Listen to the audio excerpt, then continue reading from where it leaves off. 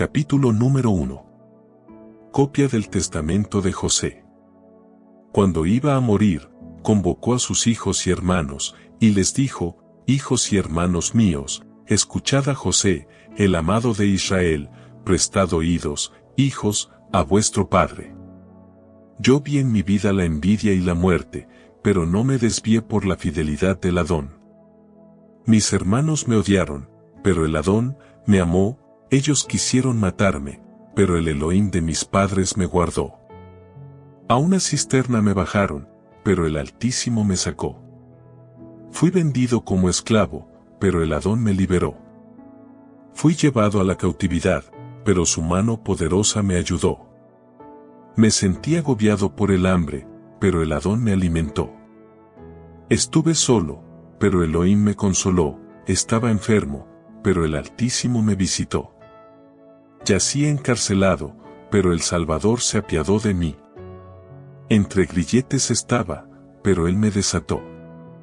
Me vi rodeado de calumnias, pero Él me defendió, entre terribles palabras de los egipcios, pero Él me salvó, entre las envidias de mis consiervos, pero Él me exaltó. Capítulo número 2. El chambelán del faraón me confió la administración de su casa. Luché contra una mujer desvergonzada que me impulsaba a pecar con ella. Pero el Elohim de Israel, mi padre, me guardó de la ardiente llama. Sufrí prisión, golpes e improperios, pero el Adón me hizo hallar rajem ante los carceleros.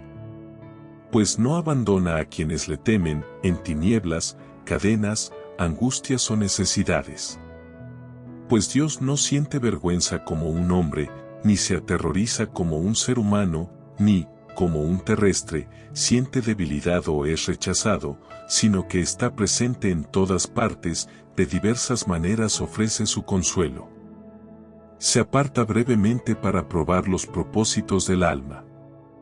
En 10 pruebas me halló fiel, en medio de todas ellas conservé mi buen ánimo. Porque gran remedio es la perseverancia, y muchos bienes proporciona la paciencia. Capítulo número 3. ¿Cuántas veces me amenazó la egipcia con la muerte? ¿Cuántas veces, tras haberme castigado, me llamó a su lado y me cubrió de amenazas porque no quería yacer con ella? Me decía: serás el dueño de mi persona y de todas mis cosas si te entregas a mí. Tú serás como nuestro Señor. Pero yo me acordaba de las palabras de mi padre Jacob y, encerrado en mi cámara, elevaba mis plegarias al Adón.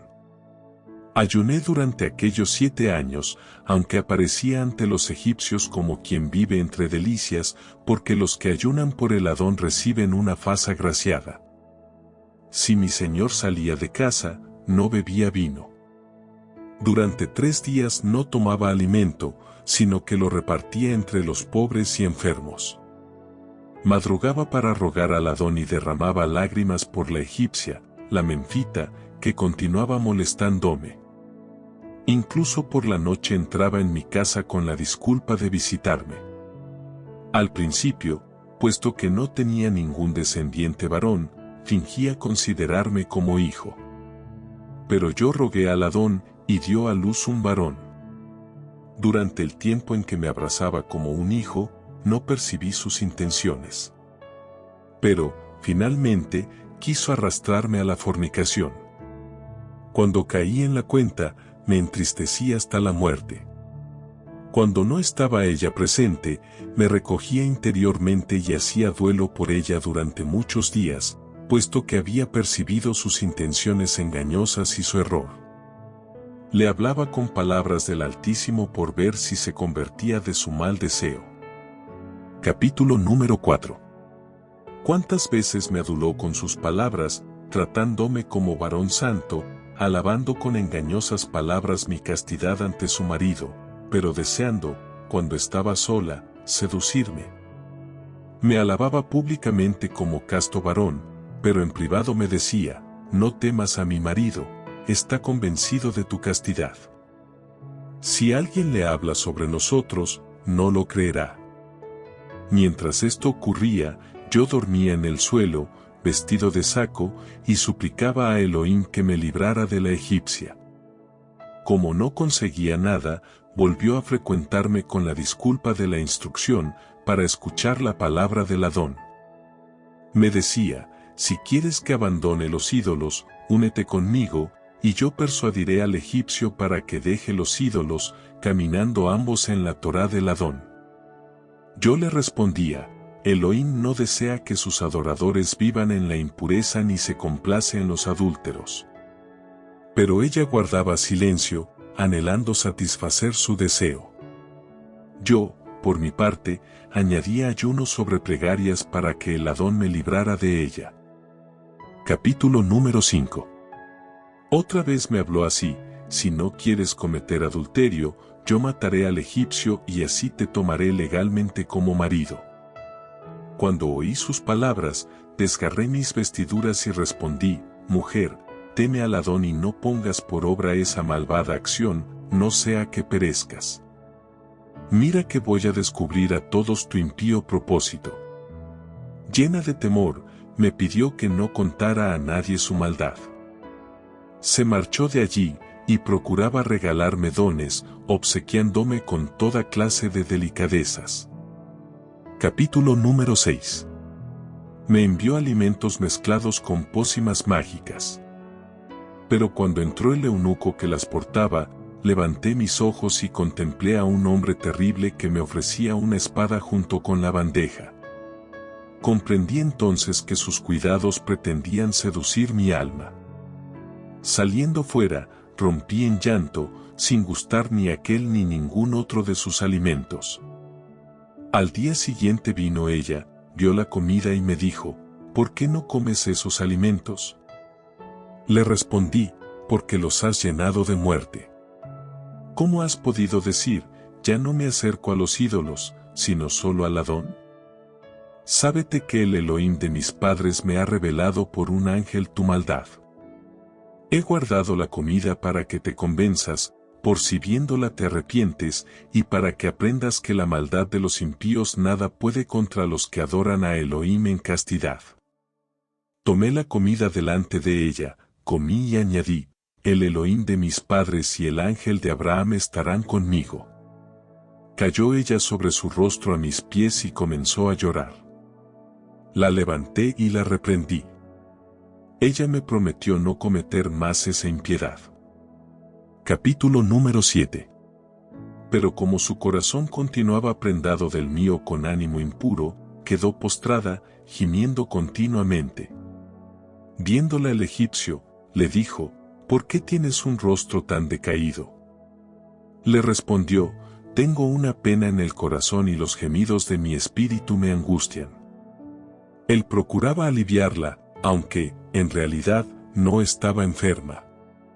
Una vez saltó hacia mí, cuando su marido estaba fuera, y me dijo: me ahorcaré, me arrojaré a un pozo o a un precipicio si no te unes a mí.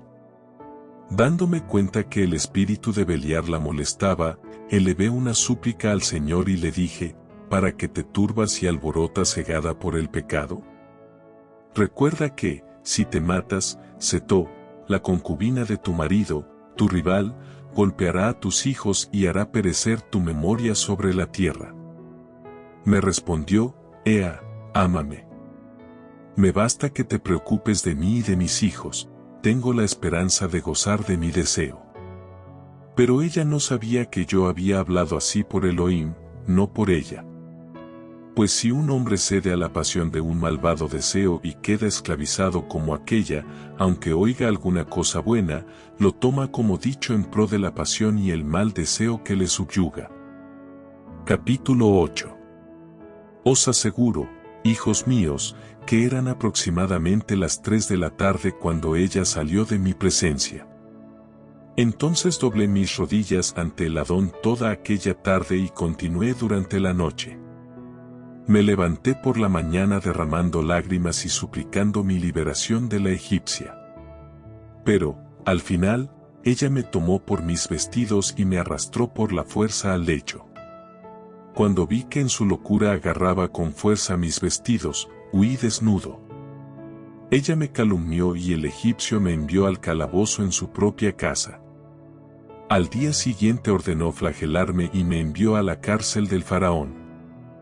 Cuando estaba entre grilletes, la egipcia enfermaba de pena y escuchaba cómo entonaba yo himnos al Adón en aquella casa tenebrosa, y como con alegre voz exaltaba gozosamente a mi Elohim, aunque solo fuera porque con aquel pretexto me había visto libre de la egipcia. Capítulo 9. Muchas veces me envió un mensajero con estas palabras: ten a bien cumplir mi deseo y te libraré de tus ligaduras y te sacaré de esas tinieblas. Mas ni siquiera con el pensamiento cedí ante ella, pues Dios prefiere a un varón continente que ayuna en una lóbrega mazmorra a otro que vive disolutamente entre delicias en las cámaras reales. El que pasa su vida castamente desea también la cabot correspondiente, y si el Altísimo piensa que le conviene, se la concede como a mí. ¿Cuántas veces, incluso enferma, la egipcia, bajaba a mi prisión a tempranas horas y escuchaba mi voz entonando plegarias? Pero yo, sintiendo sus gemidos, mantenía silencio. Cuando yo estaba en su casa, ella descubría sus brazos, su pecho y las piernas para que yaciera con ella. Era muy hermosa y se adornaba con esmero para seducirme, pero el Adón me protegía de sus intentos. Capítulo 10. Ved ahora, hijos míos, qué cosas sobran la paciencia y la plegaria unidas al ayuno. Si os esforzáis en ser castos y puros, con paciencia y humildad de corazón, el Adón habitará en vosotros, ya que ama la castidad.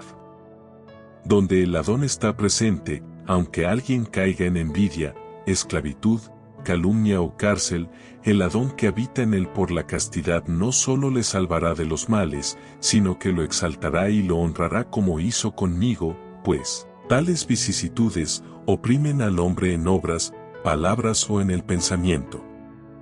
Mis hermanos saben cómo me amaba mi padre y cómo no me ensoberbecí en mi corazón. Aunque era joven, mantenía el temor de Elohim en mi mente, pues sabía que todo pasa. Me comportaba mesuradamente y honraba a mis hermanos. Por temor a ellos guardaba silencio mientras era vendido y no descubría a los ismaelitas mi linaje, que era hijo de Jacob, un hombre grande y poderoso. Capítulo número 11. Mantened, pues, ante vuestros ojos en todas las acciones el temor de Elohim y honrad a vuestros hermanos, pues todo aquel que cumple la Torá del Señor será amado por él. Cuando llegué con los ismaelitas a tierra de indocolpitas, me preguntaban: ¿eres esclavo? Respondía: soy un siervo nacido en casa de mis dueños. De este modo no dejaba en vergüenza a mis hermanos. Pero el mayor de entre ellos me replicó: tú no eres siervo, porque tu apariencia te delata. Y me amenazó hasta con darme muerte. Pero yo insistía en que era esclavo. Cuando llegamos a Egipto, disputaban entre sí quién iba a dar el dinero y llevarme. Por ello les pareció a todos bien que permaneciera yo en Egipto con el tratante de sus géneros hasta que ellos volvieran trayendo más mercancía. Pero el Adón me hizo hallar gracias a los ojos del mercader, quien me confió la administración de su casa, y el Adón lo bendijo por mi mano y lo colmó de plata y oro. Permanecí con él 3 meses y 5 días. Capítulo número 12. Por aquel tiempo pasó por allí, en carroza, con gran boato, la Menfita, la mujer de Pentefrés, y puso sus ojos en mí, ya que sus eunucos le habían hablado de mí. Ella habló a su marido acerca del mercader, cómo se había enriquecido por obra de un joven hebreo y cómo se decía que había sido robado furtivamente de la tierra de Canaán. Añadió: pero ahora hazle justicia, toma al joven y llévalo a tu casa. El Elohim de los hebreos te bendecirá, porque la yesed del cielo está sobre él. Capítulo número 13. Pentefrés, persuadido por estas palabras, mandó traer al mercader y le dijo: ¿qué es eso que oigo, que robas gente de la tierra de los hebreos para venderla como esclava?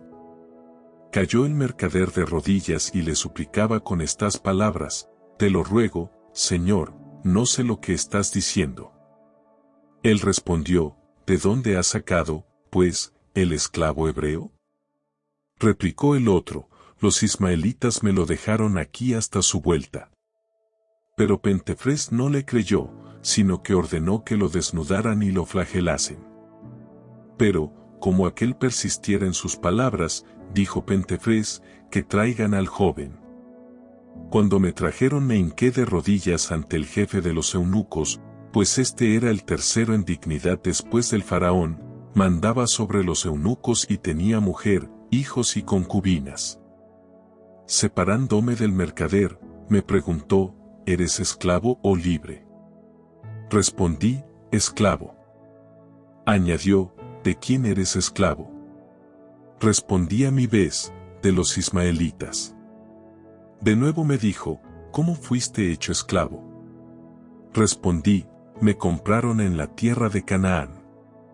No me creyó, afirmando que mentía. Y ordenó que me desnudasen y flagelasen. Capítulo número 14. La menfita, por su parte, contemplaba desde una ventana cómo me golpeaban. Envió entonces un mensajero a su marido con estas palabras: «Tu sentencia es injusta, porque a un libre robado lo estás castigando como si hubiera delinquido». Como yo no cambiaba mi declaración a pesar de los golpes, ordenó que me encarcelaran hasta que vinieran, dijo, los dueños del esclavo. Su mujer le habló así: «¿Por qué mantienes como prisionero a ese joven de noble cuna, que debería más bien estar libre y servirte?». Ella deseaba verme a causa de su pecaminoso deseo. Pentefrés dijo a la menfita: «No es lícito entre los egipcios apoderarse de lo ajeno antes de presentarse las pruebas». Esto lo dijo por el mercader. En cuanto a mí, estimó necesario que permaneciera en la cárcel. Capítulo número 15. 24 días después llegaron los ismaelitas. Habían oído que Jacob, mi padre, hacía luto por mí. Me dijeron: «¿Por qué afirmaste que eras esclavo? Resulta que hemos sabido que eres hijo de un hombre importante de la tierra de Canaán. Tu padre hace luto por ti cubierto de saco». Deseé entonces echarme a llorar, pero me contuve para no avergonzar a mis hermanos. Dije: «No sé nada. Soy esclavo». Tomaron entonces la determinación de venderme para que no fuera hallado en sus manos. Temían que Jacob tomara de ellos terrible venganza, ya que habían oído que era grande ante el Adón y los hombres. Les dijo entonces el mercader: «Líbradme del juicio de Pentefrés». Se acercaron y me rogaron que dijera: «Fue vendido a nosotros por una cierta suma, así Pentefrés nos dejará libres». Capítulo número 16. La menfita indicó a su marido que me comprara. Le dijo: «Tengo oído que lo venden». Envió un eunuco a los ismaelitas, pidiendo que me pusieran en venta. Así, pues, el chambelán llamó a los ismaelitas y les pidió que me vendieran. Pero como no quería tratar con ellos, se retiró. El eunuco les consultó e indicó a la dueña: «Piden un precio muy elevado por el esclavo». La menfita envió a un segundo eunuco con estas instrucciones: «Aunque pidan por él 2 minas de oro, no trates de ahorrar dinero, compra al esclavo y tráemelo». El eunuco les dio por mí 80 monedas de oro, aunque dijo a la egipcia que les había entregado 100. Yo lo vi, pero guardé silencio, para que no castigaran al eunuco. Capítulo número 17. Ved, hijos míos, cuánto soporté para no cubrir de vergüenza a mis hermanos. Vosotros, pues, amaos unos a otros y ocultad mutuamente vuestras debilidades con magnanimidad. Pues Elohim se complace en la buena armonía entre los hermanos y en el propósito del corazón que encuentra su agrado en el amor. Cuando llegaron mis hermanos a Egipto, supieron que yo les había devuelto su dinero y que no los había cubierto de insultos, sino que los había consolado. Tras la muerte de Jacob, los amé más intensamente e hice aún más de lo que él había ordenado, y se llenaron de admiración. No permití que se sintieran molestos ni por la más pequeña cosa y les di todo lo que estaba en mi mano. Sus hijos eran los míos, y mis hijos, como siervos suyos. Su alma era la mía, y cualquier dolor suyo, como si fuera mío, toda debilidad de su parte era como enfermedad mía. Mi tierra era la de ellos, y mis propósitos, los suyos. No me ensoberbecí orgullosamente entre ellos por mi gloria mundana, sino que fui entre ellos como uno de los más pequeños. Capítulo número 18. Si procedéis, pues, según los mandamientos del Adón, hijos míos, Él os exaltará aquí en la tierra y os bendecirá con bienes para siempre.